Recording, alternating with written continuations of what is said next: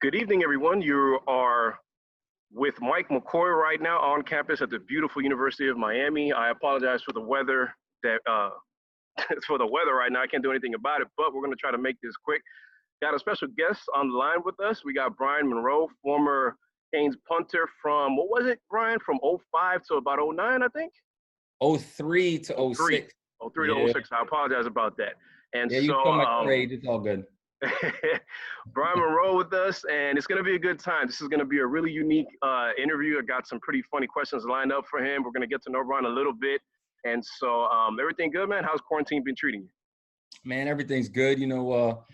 Quarantine is quarantine, right? We try to make it as best as we can in this difficult situation that everybody's dealing with right now. I'm just trying to stay healthy, stay safe, keep my distance from most people, and just keep my quarantine crew together, and that's what we've been doing. I hear you, man. I hear you. Stay safe. Hashtag wear a mask. You know the deal. So this is episode 4 of Hurricane Warning, the podcast. Let's get to it. Got some questions lined up for Brian. And so I got to start off by saying this because I pretty much had an idea after I left the barbershop. So maybe about 5-6 years ago, met Goodfellas. So this is probably free advertisement for them. Anybody that's listening goes to that barbershop. Goodfellas Barbershop on US 1 at about 144th Street, maybe. Yep. And I see someone that looks like you, but it couldn't be you because, no offense, you weren't built like this guy that I saw walk in when you were playing at Miami. You look like a punter back then, not the guy that I saw walking into the barbershop that could crush soda cans with his forehead, but it definitely was you. So where did that physique come from? Because you didn't look like this Greek god at the barbershop, man. What's going on? So, and people always say like, "Oh, what'd you change?" Really, I weighed the same as I did in college. Wow. That's what people don't realize. And I weighed more sometimes in college than I do when I was at my peak now. Okay. The difference is I actually, changed the diet up. Right. So in college, we run so much with Swayze that you could eat anything and it would just go through you. But I was never one that like had a problem like being skinny. I've always been a skinny guy, so I can eat whatever I want. But I was never like lean or like ripped. You know what I'm saying? Like some of my teammates just be like 8-packed out and everything like that. It wasn't me. But I was always like, a skinny dude. Like even though look skinny, I still weighed 215 most of the time. Wow. In college. But it didn't look that way. So then probably when I was like 25, 26, met a mutual friend that's a nutritionist, and he started writing up diets for friends of mine, and I saw the change. And I'm like, man, that's kind of tempting right there. And they're like, yo, just do it. What you got to lose? I'm like, man, you're right. Let me do it. So went on this, diet. It's not really a diet. It's more like an eating plan. Because it's more about eating more throughout the day, every 2 hours, the protein ounces for you. And then all of a sudden your lean mass ups and your fat mass drops. Wow. So, at first you're like, man, this sucks. I can't keep doing this. And about like 4 to 6 weeks in, you start seeing some like abs come in. And then you're like, okay, yeah, I'm gonna keep going with this. I'm gonna keep going with this. So, so the eating plan is what changed it. But like right now, I probably weigh 212, but I look way bigger than I did in college. Even like when we go to like games, stuff like that, dudes would be like, yo, how much weight did you gain? I'm like, yeah, I dropped 5 pounds. It's just Stop lying. Yeah, it's just about what you put into your body to really get out. Like I was so used to as a kid worrying about the scale, and now I worry about what I look like in the mirror. I was doing good before the quarantine. Now the quarantine, I packed on 5 bad pounds. But cheers to that. That's what we got to do in quarantine. There you go, man. Listen. I felt that quarantine too when my gym opened back up. I believe it was July 1st or somewhere. It's been like a little over a month. The strength was kind of still there, but I looked like a flat tire, man. I felt like a spaghetti noodle. It was horrible. I get what you're saying. And it's starting to rain now. If it starts to pick up, I'm going to go ahead and move into the shelter right there, but it's okay right now. It's manageable. For the viewing audience, we're at the same spot where College Game Day was on 2017 when Notre Dame came down and got their asses kicked. So those are the new dorms behind me for the haters that are going to tune into this, because there's always people that hate Miami that watch Miami content. Those are the brand new dorms, okay? So got a practice facility, got new dorms, got a hell of a coaching staff, got a hell of a talent. You guys are running out of bullets. So, yeah. Brian, let me ask you, man, you clearly a superior athlete, and I refuse to believe that the only thing that you were good at coming into college was punting a football. How and why punting? How did that become your position? So, I never really followed football growing up. My mom is from Ireland. I'm from the Bahamas. My dad is from the Bahamas. So it's not like we have any, traditional American sports growing up. I was a soccer guy growing up, so Okay. ever since I was Makes 5 years sense. old, I played soccer. I tried all sports. I did track. I was in the Junior Olympics. I did that for a while. Did basketball 1 year. It wasn't for me. My dad's a golfer, so I did golf as well. Okay. And then, soccer is something that was a love of mine. That was my first love. And I traveled half of Europe for it when I was a kid on an elite team, played for, which is ODP, which is kind of like Olympic Development Program. It's kind of like academies overseas. Now that we have the MLS academies, it was the academies before that. I was on that team, Team Florida, the whole 9 yards. So I thought I was going to do that growing up. That's what I thought. Like, all right, I'm going to move over to England. I'm going to go with a club and I'm going to be good. Okay. Coming to high school, and my sister's softball coach knew me from soccer and told the football coach, hey, you got this kid coming in that can kick a soccer ball the whole field. You should try him out. Now, again, didn't really watch football, knew nothing about football. I tell people all the time that probably the most I got interaction with like a real football was like the Nerf football we used to throw at like the soccer party. Like whistle, like, that's it. That's all I had. That's it. That's all I had.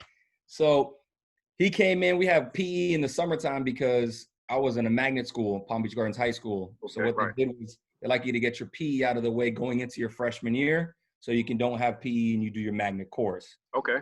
Here I am, second day, and the coach comes in and goes, who's Brian Monroe? I'm like, damn, I'm in trouble already? Like, I didn't even make it to freshman year, and I'm already in trouble. So he's like, hey, bring your cleats tomorrow. You got to work out with the football team. I'm like, all right, that sounds cool, but I didn't know anything about it. So we get out in the field. I'm looking at the football. I'm like, man, this is so different than a soccer ball. Like, right. Do I kick it the same? He kind of showed me the basics, and he's like, all right, go ahead. So we start the workout. Kick some field goals, kickoffs, punts. Terrible, in my opinion. Terrible. And coach goes, all right, you're on varsity. I said, what? I missed everything. What are you talking about? I told him, I was like, first of all, you're going to have to go talk to my little Irish mother and convince her to play American football because in her mind, this is a barbaric sport that she's seen on TV, people taking their heads off. I don't think she's going to agree. But you can go ahead and explain to her. So he went to her and told her, listen, he's going to be a kicker, going to be a punter. He's not going to get touched. You'll be fine. So that's how I got into it. Okay. Then going into my senior year, we lost 26 seniors. So coach was like, hey, I need you to play different positions for me. So I played DB, played a little bit receiver as well. DB was fun. Like you actually get to like get involved and practice and hit somebody through the whole 9 yards. And then getting to Miami, I'm a competitor. I've always considered myself one of the better athletes in whatever I was in elementary school, middle school, high school. It's just I didn't know football. The kicker was considered not an athlete. So I'm like, everyone's saying things. I'm like, I don't know what y'all talking about. You can line up if you want. We can go ahead and do whatever you need. So when I got to Miami, I prided myself in agility drills. I prided myself in the workouts and the sprinting, keeping up with the DBs and the receivers. Good. Then I prided myself when we were doing 7-on-7 and the kickers were the practice squad guys. And I'm out there like, catching some passes, making some plays. And, my freshman year defense was crazy. They were elite. 2003, we all know who was on that defense. John Vilma, David Williams, Vince, Sean Taylor, Antrell, the list goes on. And they didn't like to give up any touchdowns or scores. But if my job is to, impersonate the team we're going to play, I got to go hard, Exactly. And they hated it. They hated it because Coach Shannon, would get on them hard if I did scored a touchdown or made a big play or whatever. I remember the first time that I messed up and I was introduced to college football and Sean Taylor is we were doing 7-on-7 and it was a 9 route, which is a go route. Right. And, I'm running, look up, catch it, touchdown. I start talking a little shit. Oh, God. It's like, hey, everybody else is doing it, so why can't I? Right. Why not? Why not? So Sean just looks at me like, did you just – okay. You all right, freshman? I was like, oh, damn. Uh, I think I messed up here. So sure enough, Coach Shane was like, run it back. I was like, man. All right. So I lined up again. I'm in the 9 route. I'm running. I'm looking at Sean. I'm looking, and Sean's not even looking at the ball. oh Sean's God. just looking at Oh. my numbers. So I'm looking at the ball. I'm looking at Sean. Then all of a sudden I go to catch it, and Sean just Oh shoot. literally deplete me and just stands over me and says, "Were you saying something?" And I Oh was like, man. "All right, all That right." sounds like Sean. I learned my lesson, but that was kind of like how I enjoyed getting more out of practice. Of course. And then later on in my Miami career, I started playing a little bit of receiver. Right. I remember Coach, that. Coach CJ, I don't know if you remember Coach Johnson. He's Yep. now been with the Saints forever. Curtis. Yep. We would, before we would leave on a game weekend, the Friday, each like position group would play like a game. Okay. So DBs would play the receivers, tight ends would go play the linebackers, but the DBs receivers game was lit. That was the one. Yeah. You think about the receivers and DBs we had going at it, it was lit. So Okay. one time there was a couple receivers out. So they were like, yo, Ro, come in the game. I was like, oh, bet. That's what I'm talking about, getting the game. So first game, scored 2 touchdowns. Okay. So Coach TJ is looking at me like, Who was covering you? Sorry to cut you off. Who was covering you, if you remember? all the guys. I mean, you mean just on the touchdowns? Yeah. No, I don't remember those. I don't remember who Okay. exactly on the touchdowns. But like Okay. in practice, you go through all the dudes. Like you Right. get mudded by one, and then you make a Yep. next play and nice play on the next one. Yep. But CJ noticed that and he told me, he's like, hey, why don't you come run some routes with me after practice? So I started running routes with Coach CJ, getting more involved in that. Then CJ left, and we brought in a new coach. Right. And Coach Coker and him talked, and they were like, we need more receivers. We want you to go over and play receiver. So in the spring going into my senior year, I started actually going full-time meetings, full-time practice, full-time drills with the receivers. Unfortunately, I never got into the game because Coach Coker kind of got scared to pull the trigger. I was a little pissed, but I was looking forward to that, man. I remember the talk about it. I was looking forward to it. Oh, you were? I was. I know you I just were. wanted to get out there and block. I don't care if you threw me the ball, just so I could say I got out there and played. Hit somebody, yeah. Yeah, it never happened, but it's a good time looking back on it, and we had a blast. Okay. All right. Well, thank you for that extra insight because, listen, there's nothing better than talking. I've been a Canes fan all my life, like a lot of viewers and listeners listening to this podcast are. And we love hearing those type of stories, those green tree type stories, the stuff that it doesn't come out on the newspaper, what happened in the locker room or at halftime or stuff like that. So thank you for that insight because it was going to come up. I was going to ask you about it. But being that you were an African-American punter, you ever had the pleasure of meeting or speaking to Reggie Roby? I know you know who that is. So actually I did. I met him actually, rest in peace, Reggie. I actually met him at Miami. Really? He was bringing in a group of kids, almost like he had his charity, and he had underprivileged kids that he would do charity with. And one day it was going through coming to a practice, and you see this large man walk through the locker room because that's a big dude. Yeah, look like a linebacker, man. That's a big dude. And my coach is like, hey, this is Reggie Roby. I'm like, wow, this is amazing because, you're really the first, black true punter that was very successful at a high level. And to hear the stories about him wearing a watch and, I was just going to ask you about that. Blocking his own punts and stuff like that. It's amazing. But yeah, I was fortunate enough to meet him before he passed. That's awesome, man. That's awesome. I always wondered why, because I remember, and I'm dating myself, but it's okay. Watching Madden and Summerall call these games on Fox, and they would always highlight the watch that he would wear. And I'm thinking, why? Like, I would love to ask him why he wore. Why he would time his punts, right? Yeah, he would time the hang time. Yeah, that's crazy. And I mean, it's not like he's going to be exactly accurate, but for him, if he punts the ball and then hits his clock, and he still gets a 4.3, 4.5, that means he really got like a 4.7, 4.8, and now you're talking. All right, we're doing some things. We're staying in the league a while. Yeah, like you said, God bless him, rest his soul. That dude was awesome to watch, and he was huge. But big dude. Let me ask you this: if Brian Monroe didn't play football at he likely would have what? I would have pursued soccer. I would have pursued a professional soccer career somewhere overseas. We had already started to line up what academy I would go to. Nice. As far as moving over there. Like I mentioned earlier, my mom is Irish. My grandfather is from England. Yeah, that would have been probably the next move for me is pursuing a professional soccer career. I feel like I know the answer to this, but I'm gonna ask you anyway. Do you ever go back and say, man, you know what? I wish I did soccer. No, I mean, you always want to live life and not have to say what if, right? True. You always want to look at the positives and say, I did it right. I Right. enjoyed life. And I look at where I'm at in life right now, the friends that I made at UM that are now brothers of mine, the connections, the networking, everything that you do outside of it, the city that I live in. Mm-hmm. There's nothing I'd rather change. And, people always ask you like, okay, who were the teams you were looking at? Would you pick UM again? And I was like, it's not even a question. I would pick UM Right. again. Of course.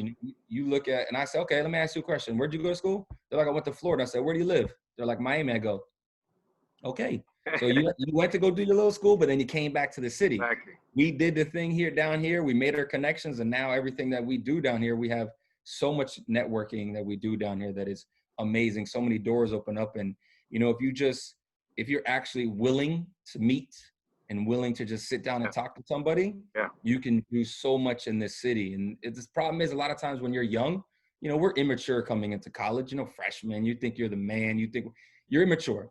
Right. You don't really understand that these people really just want to help you. Of course. Like just meeting this guy that owns this huge company could open up so many doors when you graduate and you don't make the NFL, because most guys don't. Right. Now you have a great job to walk into, or now you have another person that actually cares about you more than just being a football player, but cares about you as more friends, family, and is willing to stick their neck out there for you to say, hey, by the way, I have a friend. He's looking for a job. If you need something, he's got you. And that's what I've been able to do down here. I have a lot of friends that I met at University of Miami that are older than me that I met through, being the donors, or as far as the, these living scholar families, meeting them at events and stuff like that. And I still friends with them, still go to, 45th birthdays. I've been to bar mitzvahs and bat mitzvahs all over Miami.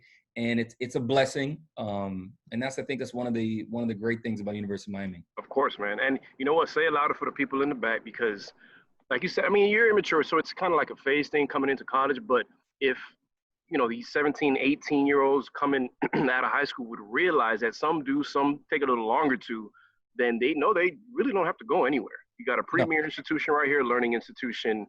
Miami's on the come up. I don't give a damn what anybody else says. Did you see I was talking to a buddy of mine on Twitter, and they got Miami, going off topic just for a tad.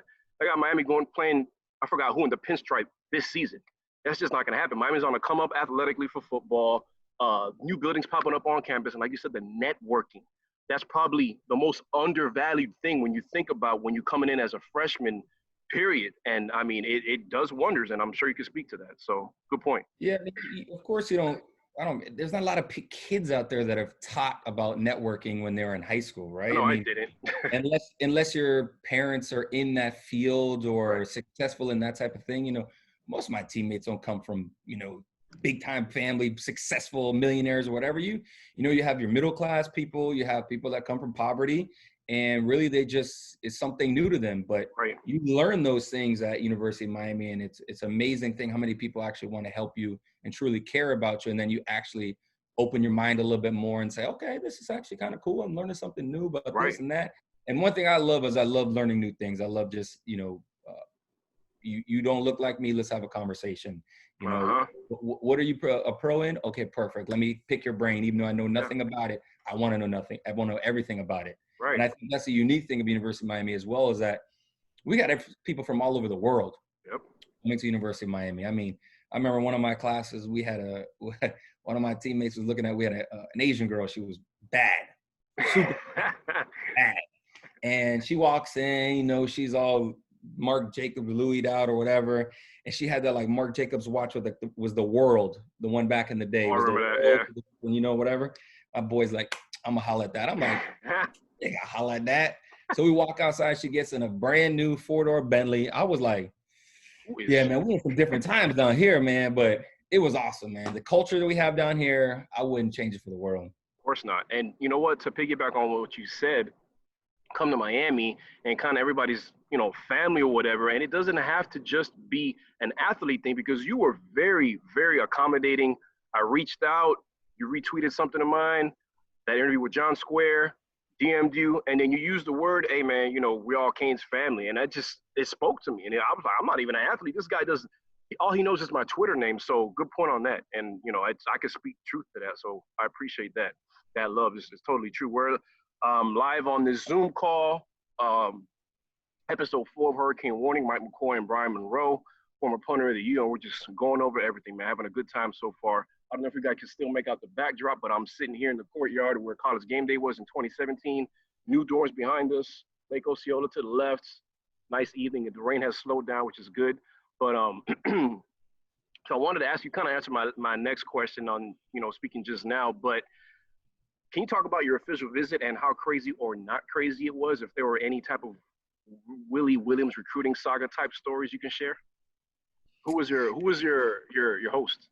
I didn't really have I guess you could say Willie Williams saga type, because he's out there, right? So Willie's one of a kind character, so he's gonna be a little bit different, Okay. But Buck Ortega was my host, and then also Alex Poe was hosting offensive linemen from Utah, and they were boys, so we all hung out on the official visit, and it was awesome. I never really saw Miami the way I did when I came on official visit. I remember coming down as a kid and only really knowing okay, I see the graffiti on 95 on the walls. My dad did some shopping at the shoe stores for his store back in Bahamas. I used to ride the monorail and stuff like that when I was a kid. That's about it. That's all I knew about Miami, really, to be honest. And then when you come on your official visit, the first place you go to is you get your hotel room. It's got a hot tub in it. I said, man, got a hot tub in the room. Man, this is love. And the funniest thing is that one of my future teammates, man, another one, rest in peace, Brian Pata, they mix up our rooms. Oh. So when I walked in, Pata's already in there soaking his feet in the hot tub. I was like, you got the wrong room, bro. You in my room or am I in your room? Pata's a character. He's like, I don't know, cuz, we're going to figure this out. But it's hot tub. This hot tub is dope. So we figured that out. But, you go to Monty's. You go to Monty's first night. You meet your host. Mine was Buck. You get the on the water. You get all whatever you want to eat. Monty's in the Grove, right? Monty's in the Grove, and they take it on a Friday. So obviously it's packed with happy hour with all the students and the college kids. Yep. So you get to see, some ladies and stuff that you might be seeing on campus next year. And then you go out. You do what your host wants. Hey, what do you want to do? So me and it was a dude named Ofa. This dude could put down some food and some drinks. Man, I was looking at him like, my man's eating pictures to the head. Yeah, big dude, big Samoan dude, huge, humongous dude. Makes sense. Samoan dude, makes sense. Samoan dude, crazy. I'm trying to remember the first night. I think we went to a house party. Okay. We went to some house parties with some of the soccer girls. Some of the local girls that Buck went to school with from Gulliver and that kind of thing. Then I think we touched up Sandbar for a little bit. Okay. Called it a night that night. The next day, you do the academics, you do the campus, visit. Then you get to go to Rusty Pelican on Saturday. Okay. When I tell you this, I've never seen so many lobsters, shrimp, and steak just piled up. They're piled up. They just come out with a tray. Oh my God. A huge tray, all you can eat. And then they get you pina coladas and strawberry daiquiris. You do whatever. And then I started learning and seeing what the guys were doing. So the hosts were taking home doggy bags just stacked up. I was gonna say, I hope you took some. Lobster. I'm like, damn, these big boys can eat. And here's Ofa over there just, let me get 3 more lobsters. And I'm like, my man's eating right there, boy. That's what I'm talking about. And then we went back to the Grove. We went to some house parties. Touched up a bar and beach and stuff like that. And then the last day you wrap it up going to Smith & Lewinsky's on the water. Right. Meet the coaches and everything, do the walk down the pier and stuff like that. But wow, man, I had a blast. For me, I was more drawn to Miami for the culture, the big city vibes. Okay. I loved it. That was a big city, not a college town. Right. It also helped, obviously, coming off of back-to-back national championship appearances. Got robbed in one of them, but we ain't gonna talk about that. Yeah, man. And yeah, that won't hurt right there. That won't hurt. But yeah, it really drew me to it because I took my visits to Florida as well, Okay. Florida State, Ohio State, Boston College, and that was it. But Miami, that was a spot for me. No, I could imagine. I mean, telling me what you're telling me right now, I don't know how people just don't commit on the spot while taking a doggy bag with a lobster or two or three, like your boy did, back to the hotel room. Because I mean, official visits like that, they unless you're like in another big city, say New York, who doesn't have an awesome football team, or maybe LA, USC every now and then, UCLA, okay, but what the hell is there to do in Gainesville or Tally or any of Columbus, Ohio, where it's always gloomy or whatever it is. But thanks for I'll tell you this though, there's a lot of guys that say they want to come here, but they uh can't, right? Like, their moms would say like, you ain't going there. You can go visit, enjoy it, but you ain't going there. I mean, that's happened plenty of times because my roommate, a really good friend in college, John Beeson, he would host a lot of dudes. And I mean, he hosted Adrian Peterson, Jermaine Gresham, CJ Spiller, whew, and all these dudes is like, I mean, I want to come, but I can't. that's just Yeah. messed up, man. Yeah, And that hurts to hear. yeah. But I mean, I just imagine. I mean, I heard, I don't know if they're accurate, how accurate or not they are. Sidebar, real quick. Um, I heard a story about Gerald McCoy, and was it Gresham? It was either Gresham or which one of the Bennett brothers is the tight end? I forget his first name. No, Martellus Bennett. Martellus Bennett. So I think it was Bennett, not Gresham. But one of those two tight ends and Gerald McCoy. So Gerald McCoy, I heard, again, I don't know how accurate this is. All he wanted to do was meet Warren Sapp. Corker couldn't figure that out. All he wanted to do was meet Warren Sapp. Would have came here, whatever. We all know where Gerald McCoy ended up going. Again, I don't know how accurate this is. And then the other one was Bennett, and then Coker just decided to pull the trigger on Diedrich Epps. Nice player, and Bennett wasn't really all that in college, but I mean, I could imagine just having him and Epps or whatever. But again, I don't know how accurate those are. That's just what I heard. But what you're telling me, man, imagine all those guys wearing orange and green. That would have been crazy. I don't remember if it was Gresham or another dude, but all he wanted to do was meet Uncle Luke. That's all he wanted to do. He's like, I just want to meet Uncle Luke, right? So we're like, all right, cool, we can make that happen. Right. So we head over to Club Bed. This is showing my age. People know this listening. Yeah. And we go in and it's everybody, McKinney, Willis, Uncle Luke. My man's over there like, yeah, I'm talking about. It's like, all right, so what's up? You can pull the trigger? I don't know if my mom's gonna let me come down here, but I'm gonna think about it though. Yeah, there's a lot of moms, they get the wrong impression with Miami though.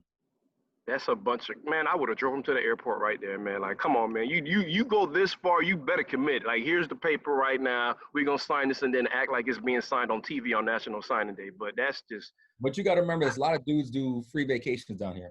Yeah, I know. I hate it because I would look, I'm not gonna lie, I would too. If I was living where I would come down here too. But I mean, I probably would change my mind. I probably would change my mind during my official visit and pull the trigger here, but the problem is like, let's just talk about the last 10 years, right? The last 10 years for Miami hasn't been what it was before.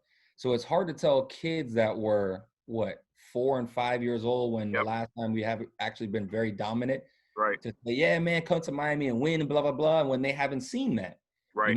You hear kids, and I've been able to fortunately talk to some of these young men when they've been on visits or ran into them out. And, one of the first things they said is, I want to compete for championships or I want to win. Damn. And then you see who they can commit to, and you're like, I can't blame you for going to Alabama when your whole entire middle school and high school, you've only seen them go to the playoffs and win a ton of championships. Right. I can't blame you for going to Ohio State because you've seen the same exact thing. Right. For us to really change, what these kids nowadays see about Miami, Miami's got to win. I mean, we got tradition. We know that. Yeah. We get guys drafted. We know that. We get guys paid. We know all that. We got the best fraternity in the world.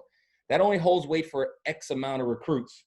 This other guys over here, they only care about one thing. Yeah. They want to win and compete. Yeah. So to get the rest of those, and how we used to say, lock down my South Florida, lock down Miami, we got to win. It's plain and simple.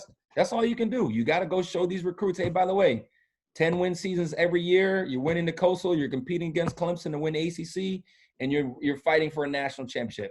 If you can't do that, you're going to see the Jerry Jeudy's of the world keep going away. The Patrick Surtain Jr. keep going away because they see Bama, they see Georgia, and then you're like, well, I'm going to go play for Saban because I know at least I'm going to be playing for a national champion at least once in those 4 years. Right. Oh, so I don't blame a lot of them because when you talk to them, there are three things that normally there's. I want to play for championships. I want to get drafted in the NFL. Yeah. I want to have a good time. That's normally what the kids say to you. Right. And, well, we got two of those. Yeah. You got to get that third one. You got to win. If you don't win, you ain't going to be able to recruit because, man, we're old. This ain't the old you right now, you know? So these kids don't know anything about that. And, yeah, I think it's great that Ed Reed is on the staff now. Right. Because, yes, he's an old head, but he just got put into the Hall of Fame. So these young recruits still know his face, still know who he is. He's one of the best safeties, if not the best safety to ever play the game. Give me 1 second, Brian. Give me 1 second. Yeah, I am a student, and I'm just doing a Zoom call real quick. It's all right. Thank you. Sorry about that, Brian. Somebody was just checking on us, and all is good. Sorry to cut you off, but go ahead. I thought you had a stalker over there. You never know on the campus, you know what I'm saying?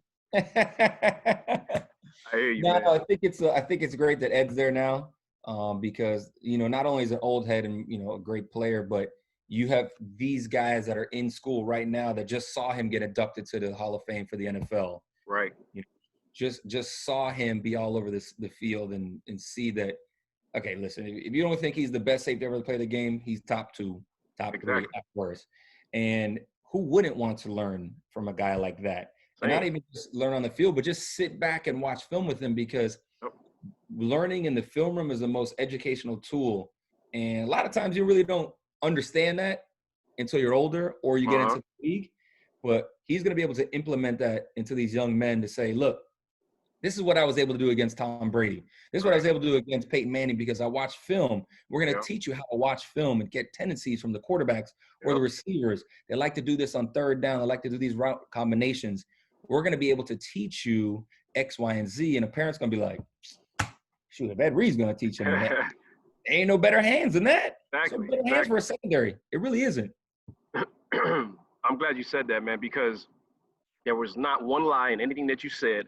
And yeah, he's an old head, but like you said, if you don't know Ed Reed, that's just like, how are you a basketball recruit and you don't know Larry Bird, Julius Erving? Yeah, those are 80s players, but these are guys, these are legends. So 100%, man. And, the recruiting's been through the roof lately. I'm sure he's had something to do with that.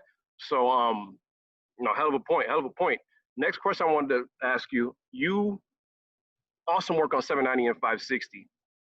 Ever think about branching out and maybe doing like your own show, maybe on ESPN radio, going national, maybe XM radio? Like, what's next for Brian?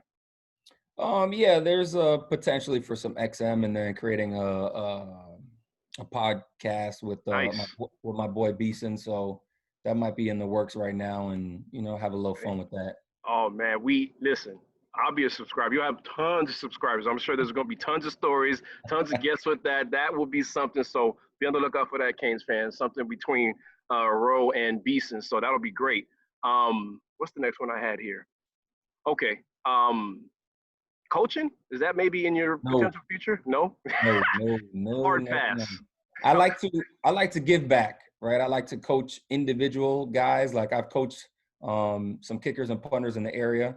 Okay. Whose fathers have gotten in, contact with me, or I was friends with a friend and their dad knew and asked if I could coach their son. But as far as like the coaching life, that's not for me. No way, no hell. Because, my coach going into my senior year, Panunzio, he had been at like 7 or 8 colleges before he came to UM. And that's crazy.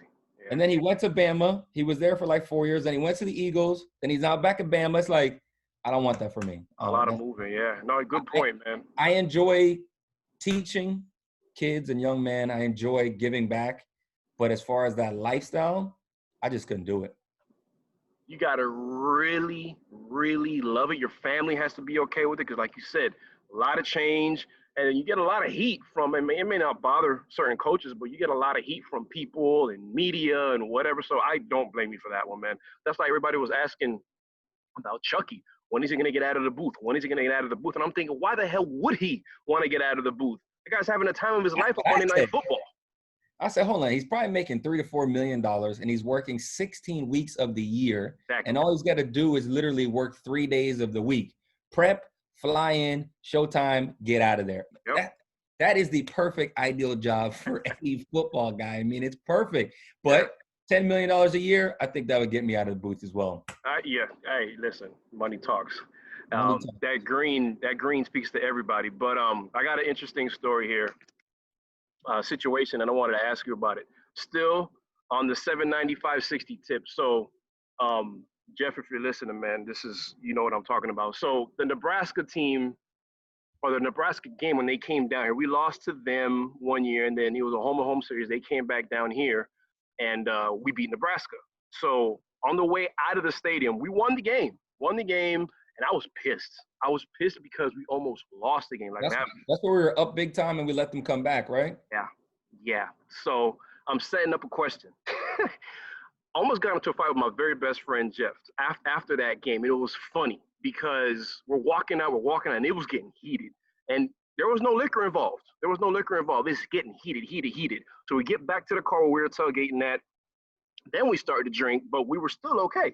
And so, the cops are driving around the tailgate area, starting to kick people out or whatever.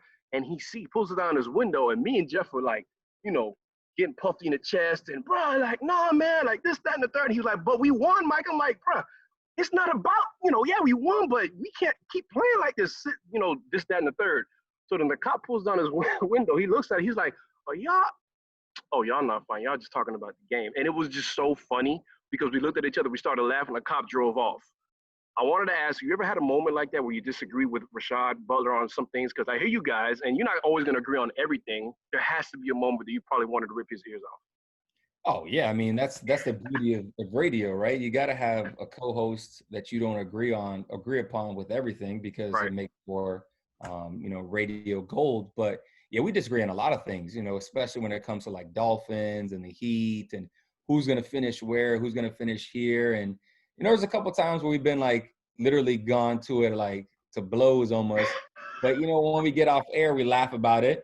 But then we keep it up as soon as we get back on air because, there's just some things that you're like, bro, you are so wrong. It's not even close. Like, what is wrong with you for saying that?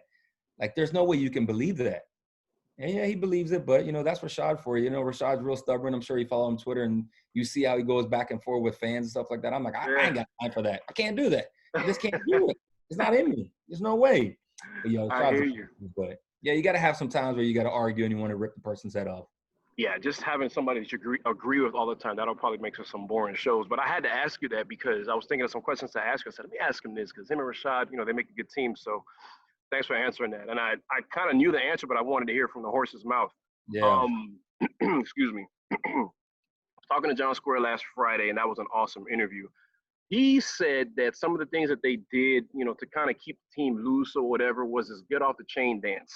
Now, you've been having a couple of drinks. I don't know what you're drinking. You have to know this get off the chain dance that he's talking about. You mind displaying, or if not displaying the dance, what was it about? Because I can't remember this. Said after the defense would score a touchdown, this get off the chain dance. See, I think it was before my time. It was, because I think he left. He left after my freshman year. I'm sorry? He left after my freshman year, I believe. Okay. At least, most of the old heads did. So, okay. So it wasn't around. It wasn't around when you got there. Nah, I don't even remember the get off the chain dance. Like, we had a bunch of dances. We had a bunch of dudes acting a fool. Like, we had Nuke, Darnell Jenkins would do the CJ Walk. He would do the CJ Walk dance, you know what I'm saying? and that was hilarious. And he had Roscoe that would Harlem Shake, and he would little Roscoe, because Roscoe's tiny. Yeah. He would Harlem Shake his butt off. But I don't remember that dance, but we had a lot of fun though. I'll tell you that. I'm gonna have to find somebody because I'm so mad. I thought about it. I was looking at the interview again, and I'm thinking, man, probably wasn't gonna do it, but I should have asked him to demonstrate. So I gotta find someone that knows it and that's willing to show me. You know what? Let me. I'm gonna text Rocky right now. and I'll see if Rocky knows it, because Rocky obviously is an old head. He would know, and he's a fool too. So Oh boy. Oh boy. I'll see if at least he'll try to send me a video of him doing, because I know he'll probably do that. Do that. Tweet it. Something. I don't know. That'll be funny. But you probably already answered this because I knew where your parents were from, where your mom was from. I'm sorry, you said your dad was Bahamian, right? Yeah. Okay, so I knew that part, knew about the soccer. So you probably already answered that question. If you think about something else, because I was talking to John Houston a couple of days ago, Eric Houston a couple of days ago, and he was, he loves art. He's awesome. I don't know if you've been on his website or whatever. What's a little known fact about Brian that isn't soccer or, something related to that? I mean, I already said I was Irish. That's normally my go-getter, because everyone looks at me like, I didn't know that. Yeah, sure, right. Yeah, you're right. It's normally the easiest line to use with a chick, right? Where are you from? I'm like, I'm Irish. Kiss me, I'm Irish. You're what? I'm like, I'm Irish. They're like, stop lying. Ugh, that's a sorry pickup line. And you show them a picture of my mom, and they're like, oh, damn. Yeah, you really Irish. And I'm like, yeah. And these are my cousins too. But like a special talent, you know what? I was just talking to somebody about this. I have none. I have no artistic ability. I can't paint. I can't play an instrument. I can't sing. That's one thing I would love to be able to do, because sing, but I can't. There's nothing I can do when it comes to that. And it sucks. You really probably sing in the shower and in the car, because you sound just like the music when you're singing in the shower and singing in the car. Oh, I sing all the time. It's just not good. It's not good. At all. After a couple more drinks, I'm going to be singing by myself. I'm going to put on the Sonos and be jamming. But yeah, Houston, he's got the artist touch. I wish I could say something like that, but no, I don't got no talents like that. I wish I could say I do. It's all right, man. Switching gears a little bit. Excuse me. Oh, and I'm drinking Crown Royal for my 560 and 790 listeners. They know this is what I drink. Win a lot of bottles of this during football season. Apple Crown, or just this one here? This one's Crown XR. Oh, I never tried that. I've tried the apple. I tried the vanilla, but not that one. I mean, I've tried them all, but this one was a gift I won this year too. It's the highest of the high that they have. Crown is Canadian whiskey, right? Canadian whiskey. Canadian whiskey. Okay. All right. Mm-hmm. I'm a Macallan. I was a Johnny guy. Still like Johnny, but whenever Macallan's around, that's my go-to right there, man. That's it for me. Whenever the pockets can hold it up. Yeah. Let me ask you this. Kind of switching gears, basketball. I know you said that you tried your hand at basketball, wasn't all that, but I'm sure you're a basketball fan here or there. What are your thoughts about continuing the NBA season, the bubble? Who do you have winning it all? I mean, if you look at what they're doing the right method, right? We see with the English Premier League, the soccer was the first leagues to really come back and start playing sports again. Right. I know Korean baseball came on, but like as far as like major worldwide sports, I believe the German league was the first one, and then obviously the EPL came back, and you saw how they did their model. So American sports were able to sit back and look how other teams did it, other leagues did it, and just be like, okay, cool. If we're able to isolate, test regularly, we should be able to maintain this. So I think, look, NBA did all their testing. I think what they come back with 0 testing this last round. Yeah. MLS came back with 0 testings. I think MLB had 2 positive tests. And so I think hockey had 2. So it's been successful. You're right. And then again, these are pros. You're getting paid a lot of money to be in a Disney resort, to say, hey, for 2 months, for some of you, because not everybody's going to make the playoffs. Right. Or 3 months if you make it to the finals. You're going to be in a Disney resort. You're going to get paid your millions of dollars or your high hundreds of thousands. You're going to do your job, and then you can go back to your family. I know it sucks. Like, hey, everybody wants to be with their family, but you were just with your family for 4 months, 3 months that you would have never had that really downtime with them. Right. So let's go ahead. Let's go put the bacon on the table, as people like to say, for my family. Let me go earn this. And I think they're going to be fine, because once you're able to go ahead and isolate the guys that are positive, stay away from the dudes that are negative and have them come back negative, you should be good. Right. Unless you have somebody that wants to break protocol, like a Dwight Howard, and then it's going to mess it up for everybody. But I think the NBA is going to be fine, because they want to go back out and do their job. they have a platform for their voice with everything that's going on in the world that they want to put out there, and it's the biggest voice that they can have, the biggest platform. Right. As far as who do I think is going to win, well, it's you look at the West, and I think the favorites would be the Lakers and the Clippers because one, the Clippers completely deep in their bench, but also Kawhi Leonard, Paul George, studs. And then you got LeBron James still doing at a high level, Right. 16 years, 17 years, whatever it is. Anthony Davis. You would have to say it's out of those two teams come out of the West. Right. I might go with the Clippers just because how deep they are. Right. On the East, we got the Miami Heat down here. Yep. I think the Heat actually might help them with no fans sometimes because they got a lot of the younger dudes that have been in G League that are so used to not really playing in front of crowds that, Duncan Robinson, he's been a journeyman in the G League and just been, oh man, I can shoot all day because this is what I'm used to. They're healthy. They got their guys back.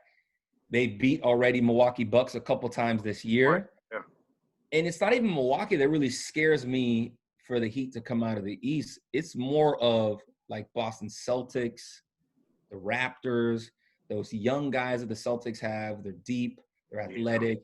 They scare me more than Giannis and the Milwaukee Bucks. Right. But you know what? As much as I've been down here, I got to go with the Heat coming out of the East. Okay. Play the Clippers, and let's see what happens.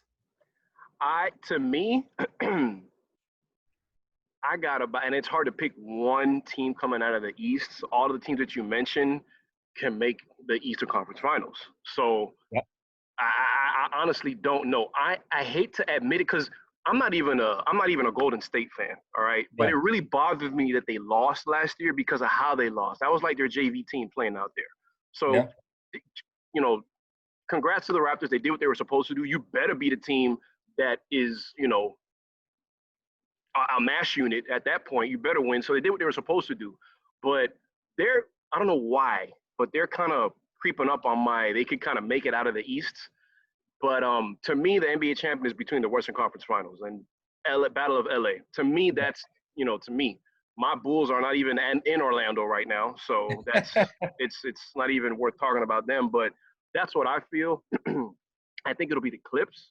But we'll see. We'll see. All I know is that as a fan, it's kind of weird, man. This is like for obvious reasons, just a weird season, man. And it's going to be weird calling them the champs because, I don't know. This is a completely different feel. And I think it would be fun. If I was a player, I think it'd be fun. Obviously, being away from your family sucks, but it's kind of like AAU all over again. You're on the road. You're in a dorm, quote unquote, air quotes or whatever. So to me, I think it'd be fun. You may get sick of some guys really quick, or you may be close to guys. We'll see how it works out. But let's switch things up. Let's do some word association. Word association. Yeah, let's do that. And no more of the questions. So I'm gonna give you. It's fine if you go over it, but let's try to do a 3-word max. I'm gonna give you a word association. You tell me what you think. So I kind of know what you're drinking. So you kind of answered this. I was going to ask you, happy hour on Brinkle, what is Brian drinking? But it's probably going to be Crown. Crown Royal. Crown Royal. Okay. Yeah, breakfast, lunch, dinner. Okay. All right. Again, word association. Matt Bosher.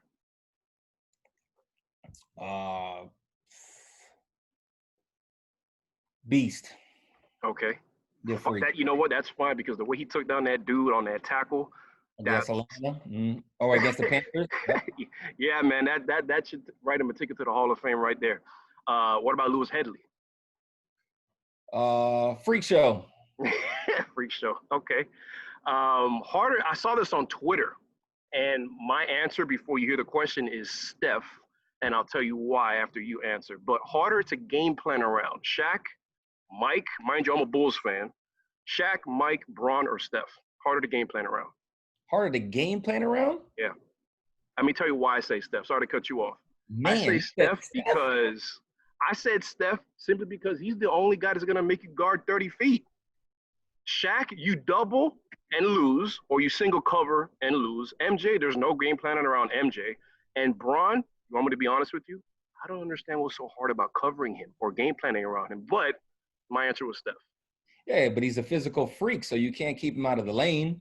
And if he goes to dribble drive, he could step back, and then you're screwed because you think he's going to go, but he steps back. I mean, to me, it's got to be Mike, because Mike can do everything. And then if you say, okay, we're going to double team you, it's going to piss Mike off even more. Or if you talk trash, it can piss him off even more. So you're screwed regardless when it comes to Mike, because Mike is the one that really dictated what happened in the game plan. Right. You know, we all watch The Last Dance and stuff like that. We got the behind the scenes, but we know Mike. Like, that's Mike. Like, to me, that's the hardest. And then I would probably go LeBron next, just because of what kind of specimen he is. Okay. You can't keep him out if he decides to drive. The problem with LeBron earlier is that, to me, he got scared to drive because he didn't want to shoot free throws in the clutch. So he always do a step back, and you're like, yo, why don't you just go to the rim? Nobody's going to stop you. You're a large human being. Like, just drive. Get the foul, get the and one, or take your free throws. Right. You know, but I see why you said Steph, though. I can see that.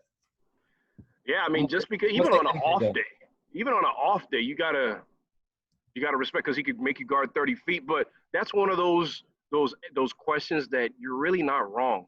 No. Either way, because all of those guys are, you know, they're all going to be in the Hall of Fame. So let's just say Shaq, then you're wrong. All right.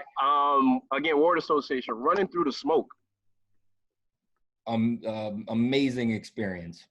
The best experience. The best college football entrance.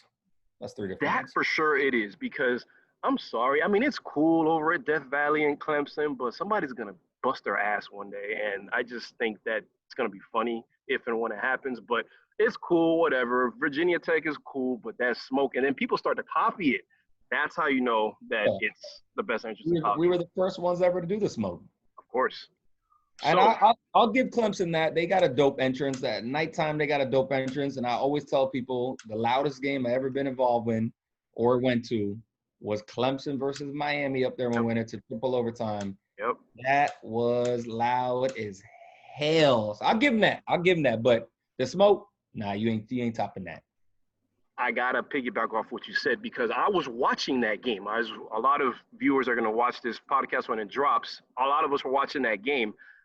Watched it, you know, the whole way through, all the way to the clock struck zero at double overtime. It was loud, but I didn't remember it being that loud. So I said, okay, and these are, Clemson fans saying this is the loudest I've ever heard that stadium. And I'm like, really? And so I went back, found it on YouTube, and it was loud the whole game. It wasn't like one play and every other, no, the whole, which is crazy to me, because that just almost never happened for a regular season game. Listen, they were coming back on us, and it was a fourth quarter. We had to punt in the fourth quarter. And I go out to punt, and it was so loud, the ground was shaking. Wow. The ground, like my legs were shaking. I'm like, wow. Oh, what the? And then also, I don't know what year it was, but they did like a study with the decibels of what loudest game. That came up second loudest of all time. So that's why I knew it was one of the loudest games.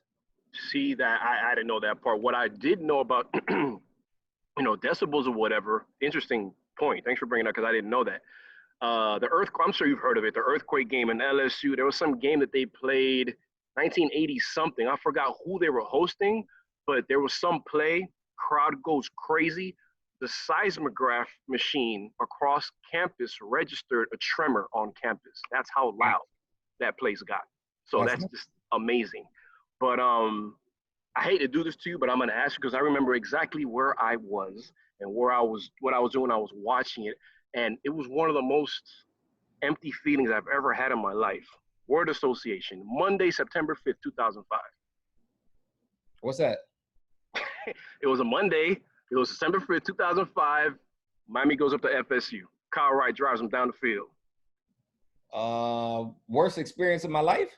Man, I was like, what? Now I know how FSU fans feel, because that game and then the block at the Rock, Mark Richt, year one, it's crazy how that series has literally, so many games have depended on a kick, depending on how it goes down. But, oh, man, that was heartbreaking. And then I think that was the only loss in that season up until Georgia Tech late in the year. Georgia Tech, man. Calvin Johnson. Yeah, man. Yeah, and that was at nighttime, and we were still at, I believe, number 3 in the country at the time. 3 in the country, yep. And if we won that, we were going to go to the national championship. And Calvin Johnson just was doing some he was getting double team and making these one-handed catches. I was like, what is this? Because the dude doesn't look normal. He's a freak. I mean, Literally. physically a freak. When he came out to warm ups, I'm like, what is that? What is that? Yeah, it was crazy. It was crazy. Yeah, that was a crazy game too. And we wore those weird uniforms with the orange little. A lot of people hated them. I was okay with them. They weren't my favorite, but I was all right with them. But They weren't.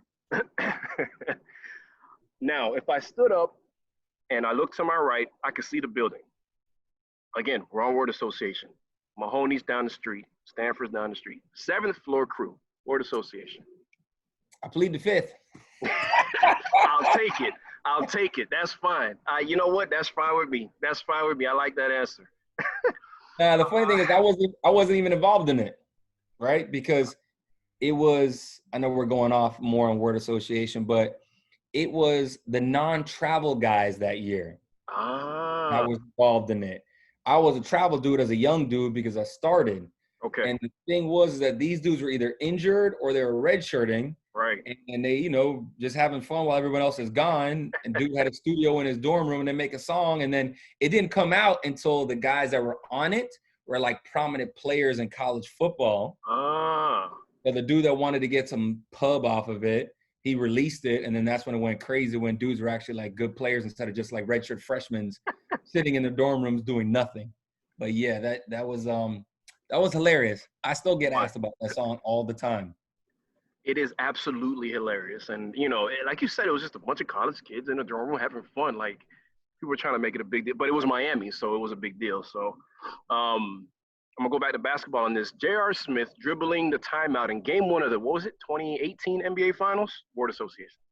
Yes. Give me the money. I won money on it. That's why I was happy for it.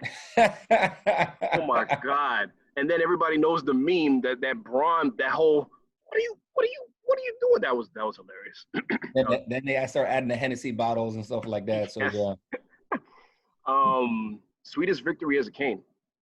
My first game ever at the OB at night, the comeback against Florida. Oh man. Did you know? So my brother, 7 years apart, little brother, we're 7 years apart. I don't know how the hell this happened. There was nothing but Canes in the household, and he grew up a Gator fan. Crazy. I felt like I failed him as a bigger brother. So you did. The story gets better. Check this out. Because right now, he doesn't even claim UF. He still hasn't said the words, "I'm a Canes fan," but you can tell he is. Because he literally threw away his Gator jersey after it was after the game. But I remember, just really quick, leading up to the game, I'm telling him, "Oh, Hester's returning the kicks." I said, "Marcus, he's fast." "Shut up, Mike. You say everybody in UM's fast." I mean, Marcus, he's fast. And so he takes the kick back. I look at him. He literally took off it was, I forget doesn't matter what Gator jersey it was, threw it in the trash can. That was like, I think if I could record that, I would take that moment like everywhere I go. It was awesome. It was hilarious, but that was a great game. That was an awesome game. That was something special because, it really showed you what, Miami football is all about. Right. The culture, the guys, and the locker room was crazy at halftime with our veteran dudes stepping up, being vocal, offense changing the game plan up, putting Brock in the shotgun where he should have been the whole time. Right. And then, just everybody stepping up and doing their part and playing the way that we knew to play. And the place was absolutely berserk. That place was berserk. Oh, so, man. Yeah, Florida game, freshman year. I'm glad you brought that up. Okay. We're almost done, by the way. Thank you for your time, man, because it's been over an hour. And I hope you're having just a lot of fun for me. I hope you've been having a good time. I appreciate it. Yeah, man. Who was the funniest guy or biggest prankster or joker on the team when you were at UM? I know there's 4 different teams, but if you could think of 1 or 2, who were they? Biggest funny guy? Probably Darnell Jenkins. Really? Okay. Nuke crazy. Nuke will do some stuff that, you really can't say on camera. Okay. Yeah, he would do some crazy stuff, but I would say Darnell Jenkins for sure. Okay. And this is something that I haven't asked somebody in a long time. Let me know if you need me to repeat it because it's kind of confusing. Are you it's either one or two options. Are you a sock, sock? Are you either sock, sock, shoe, shoe guy or a sock, shoe guy? No, sock, sock, shoe, shoe. Sock, sock, shoe, shoe. Okay, thank you. Yes, that's Sure. normally the answer that I do because I've never even thought about one and then one. That's just kind of crazy, but Yeah, okay. that's weird. That's weird. NFL wise, are you a Dolphins fan? Because if you are, I was going to ask you your thoughts on the 2020 Patriots. I'm not a Dolphins fan. So, again, I never grew up watching football. I never really had a team, and I really only follow Canes that go into the league. I Okay, probably say I was more of a Panthers and Giants fans because my best friend played for both of them, and I got to know a lot of the guys. nice. But as far as that, I don't have a rooting favorite like, you know, oh yeah, I was a 49ers fan with Jerry Rice. No, I don't have that. But as far as the 2020 Patriots, it's completely different now that you got Cam Newton back there Exactly. because with him and Josh McDaniels diagramming some crazy plays for him, what people thought might have been two easy potential wins for the Dolphins, Right. definitely not going to be anymore. Because if you can get a healthy Cam Newton, obviously that's the biggest thing. Is Exactly. Cam going to be healthy? If Cam is healthy, look out because they're going to be right there in the hunt in the East again for sure. Because when you look at Cam, yes, Cam has been injury plagued, but when he hasn't been injured, he has been an absolute beast. Thank you. So the biggest question is, yes, can he stay healthy? We all know that. If Absolutely. he can stay healthy, the Dolphins are going to have their hands full because, you're now talking about bringing in key positions that guys that it's going to be a weird season, Right. And is Ryan Fitzpatrick going to be the guy the whole year? Are you going to put two in at any time this year? Is he going to be healthy? If he is healthy, will people be calling for him because he's a top 5 pick? Yeah. There's a lot that goes in for this Dolphins team. I think the Dolphins team is going to be decent this year. I don't think they're going to be great. I think Okay. that'll be the next year for them. Okay. Fair enough. And I'm a Niners fan, and boy, January or February, I should say, so whenever the Super Bowl was, but I'm rooting for Cam. I'm rooting for Cam. I really don't have a rooting interest for the Dolphins. It's nice to see them do well, but I'm rooting for him because he sounds like he's pissed. He sounds Oh, like he he's is. pissed. Yeah. And that's the thing. I said earlier, I followed Carolina Panthers for a while because of a friend, and met Cam and stuff like that. And he told me, he goes, "Listen, you don't want to piss off Cam Newton. You get a pissed off Cam Newton, it's gonna be bad news." And John was watching some of the videos and stuff like that and talking to him, and he's like, "Okay, y'all gonna see. You're gonna see about Cam, and you want to talk about a physical freak." Dude, that guy looks like a tank. You don't Let look me like tell no you, quarterback. Cam is all of 6'5.5", maybe 6'6" with some shoes on. And the first time I was like, "That's a Yeah. quarterback." Yeah. The quarterback? Ridiculous. And listen, they run that scheme up there where, people keep talking about, oh, he's not the most accurate passer, the deep ball. I said, okay, and Tom Brady in the last couple of years doesn't need to do that. You got Julian Edelman that's going to do all the under routes. They use Right. their running back so much out of the backfield. Yep. And now you bring in the element of Cam Newton running Running. some type of play action pass, keeping it. Come on. He's going to feast in that system. And Belichick, which is probably the best mastermind there is in all of sport, at least all of football. So, hell yeah, everybody was counting them out, but I'm hoping for a Chiefs Patriots AFC Championship game. That'll be crazy, wherever it is. It'll be Woo. crazy. I That'll be won't go. insane. I won't go that far with that team, but I think they'll be successful this year. I got them at least winning the division. I would love to see them play the Chiefs in a title game. I would love. If he stays healthy, which is a huge question mark. Right. They'll definitely win the division. Right. Definitely win the division. And I know my Dolphins fan listening to this. Oh, we can do this. No. No. The Bills are gonna be nice, but the Bills will be nice, but Josh Allen still can't throw. Yeah. He no, can't I hear you, throw. Man. He had a nice playoff game. He had a decent playoff game. I think he led the Bills in rushing when they went over to Houston and lost. They didn't score any second half points or maybe 3 second half points, but I think he threw 20 touchdowns last year, 9 or 10 interceptions. So he should be better. We'll see, but we'll see, man. I like to see how they do stuff. But I'm wondering, the thing with me about the AFC East is I'm wondering, like you said, if Cam is healthy, I think they got it. But who's gonna push for that other team, because in the past 20 years, there really hasn't, except that fluke year where Miami, you know, Ronnie Brown was running the Wildcat or whatever. But there hasn't, the AFC East wasn't a question. I'm wondering who the other team's going to be. You know, for me, I think that it's going to be I think, you know, people keep saying like, oh, it's going to be the Patriots. I think right now the Bills is the team. Okay. Now, right now they hold all the cards, because you look at what they've been able to do with that defense. Mm-hmm. They are absolutely stacked Yeah. at the defense position, Yeah. and they do a great job with it. They got a nice running game. Mm-hmm. They got some receivers, but you know, Josh Allen scares me. But if you can run the ball in the NFL, you're going to be successful. I don't care what you say. You're going to be successful. But to me, it's the Bills. Okay. Right now, if I had to say who's the team is going to win, it's going to be the Bills. Okay. Do we want to drop some breaking news right now since we're talking and it just popped up? Go for it, man. Breaking news for the Miami Hurricanes, and we talked about recruitment and how Manny Diaz has been on a tear. Oh, boy. 5-star James Williams, safety, American heritage, commits to Miami. Stop lying. Are you kidding me? Yep. Holy crap. That came out of nowhere. Oh, my God. This has been the best podcast ever, man. Episode. Holy crap. I was just talking about that guy. You want to know what was crazy?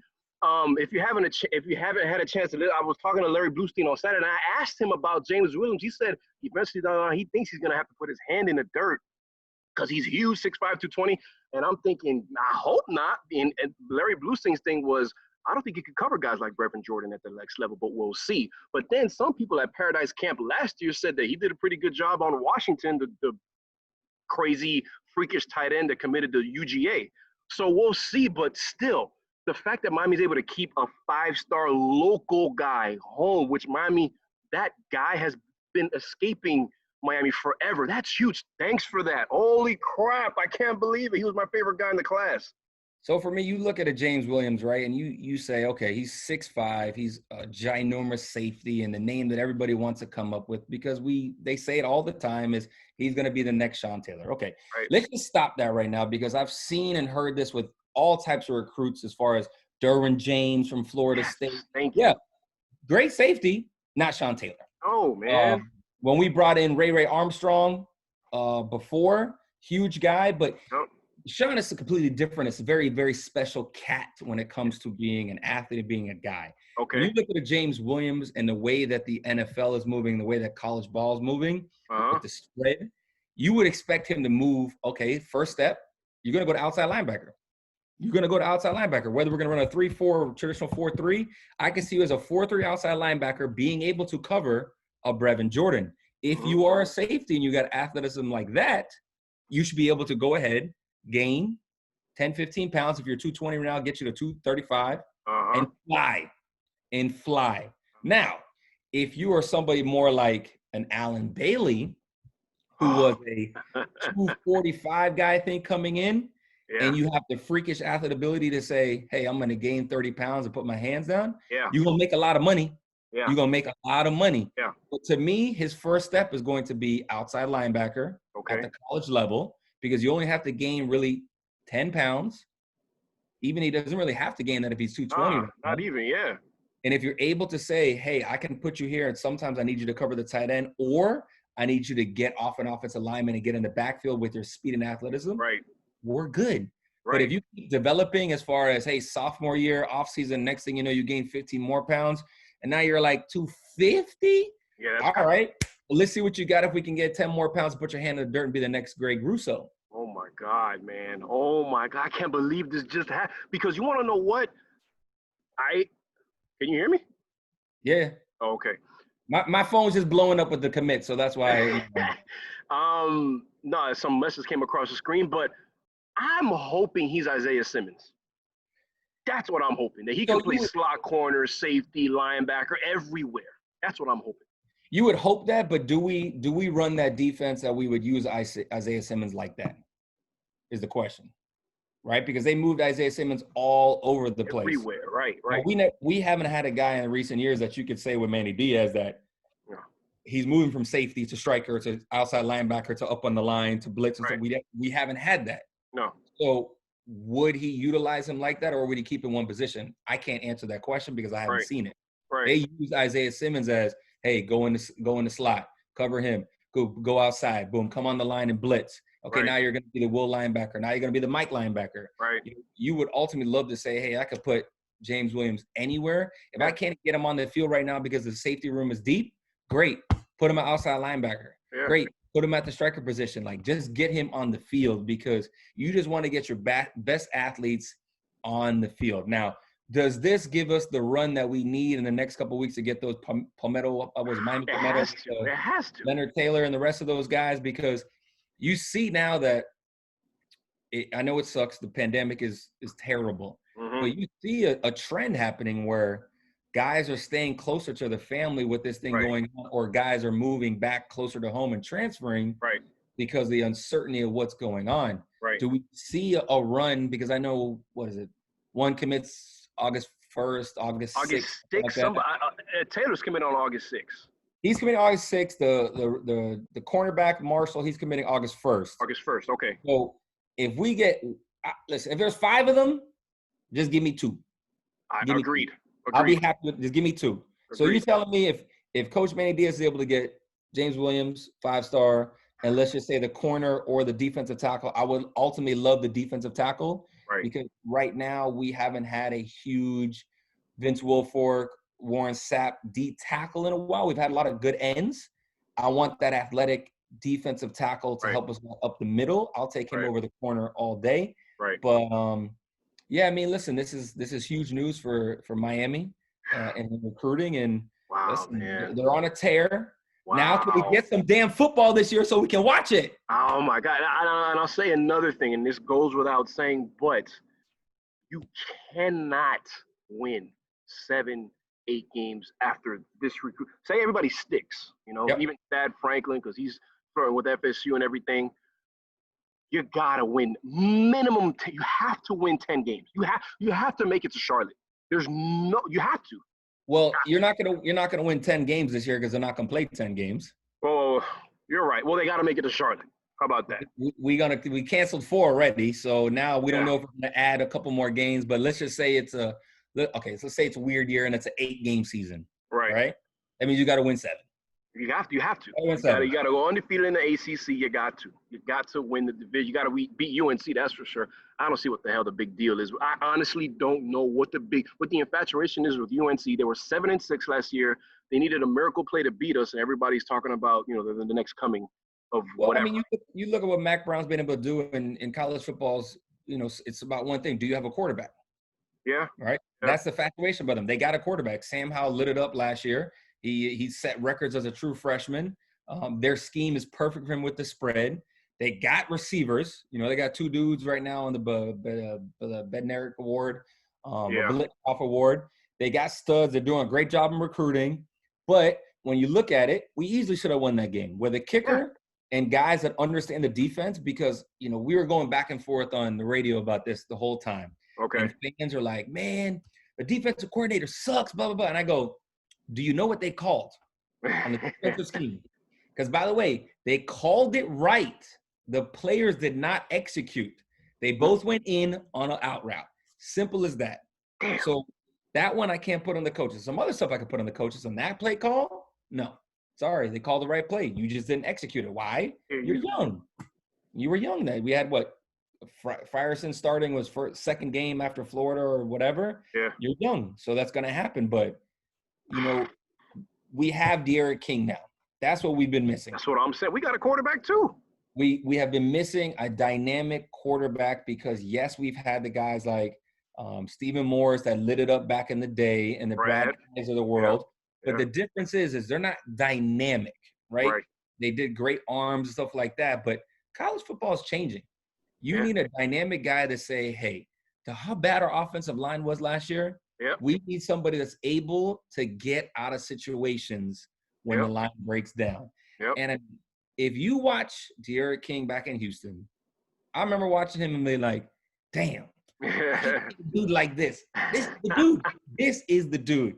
and he's just an exciting player to watch. Right. Yeah, he's a little bit short, but he can run and he can make every throw Yep. on the field. Good I've point. seen it in practice when in the spring. He can make every throw on the field. And when you spread it out and you force an extra linebacker to come out of the box, Uh-huh. and we got 7-on-7, and he's It's an over, extra man. man, With these athletes, it's over. he's gone. He's gone. Boy, we after this, we better have some damn football, man. Because talking to you just got me juiced, and I'm already like in my head, I'm kind of preparing myself, like, okay, just brace yourself. So when it happens, it doesn't hurt as much, but we need football, man. Oh my God, I can't believe this dude just committed to us. Breaking news right here on um, Hurricane Warning, episode 4 of the podcast with Brian Monroe, right here at the University of Miami in the courtyard. Got the new dorms behind us. Brian, man, I was gonna ask you some trivia, but the internet's tripping. I don't know why it's not allowing me. Excuse me, allowing me to go on the page right now. But I was gonna ask you about some punters in history, but it's all right, man. You've given me the longest podcast that I've had. Granted, this is only the 4th episode, but we've been on here for a good hour and a half, man. And I just got to say thank you, man, because this has Yeah, been man, no great. problem, man. It was a good time for sure. I had a blast. I'm glad to hear that, man. I'm going to go ahead and convert this really quick to YouTube, and I will tag you on it once I tweet it, all right? For sure, man. Be safe out there, brother. I appreciate that. You too. Hashtag wear a mask and go Canes, man. All right. That's right, baby.